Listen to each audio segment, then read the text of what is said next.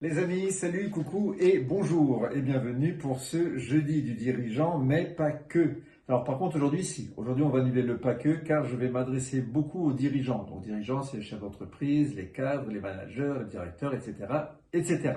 Donc et nous allons parler de comment clarifier sa vision de dirigeant. Bonjour tout le monde, Gabriel, coach et formateur en entreprise et comme vous le savez, tous les jeudis, sur ma chaîne YouTube et sur mon profil LinkedIn apparaissent des vidéos qui traitent des thèmes que vous m'avez demandé. Donc aujourd'hui, clarifier sa vision de dirigeant. Pourquoi? Beaucoup de dirigeants parmi vous avancent avec compétence, avec énergie et engagement. Mais parfois, ils n'ont pas de vision réellement clarifiée. Alors, ils savent ce qu'ils doivent faire au quotidien, ça, il n'y a pas de problème, mais ne savent plus toujours vers quoi ils veulent vraiment aller. Ils ont perdu un peu le sens.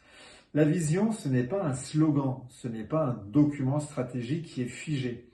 C'est une direction intérieure, une sorte de boussole, un cap qui donne de sens aux décisions, même dans les situations et les cas où vous avez de l'incertitude. Quand la vision est floue, eh ben c'est simple, les décisions deviennent lourdes, hésitantes et parfois contradictoires. Clarifier votre vision commence par un retour aux sources, par un retour à l'essentiel. Ce que vous voulez construire, ce que vous ne voulez plus reproduire, ce que vous êtes prêt à défendre, même sous pression.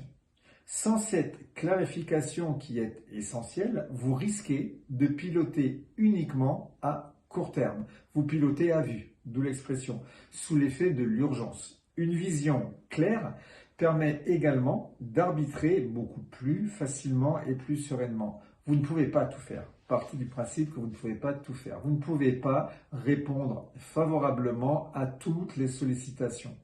La vision, elle agit comme un filtre naturel pour dire oui à ce qui est aligné, mais aussi dire non à ce qui vous en éloigne.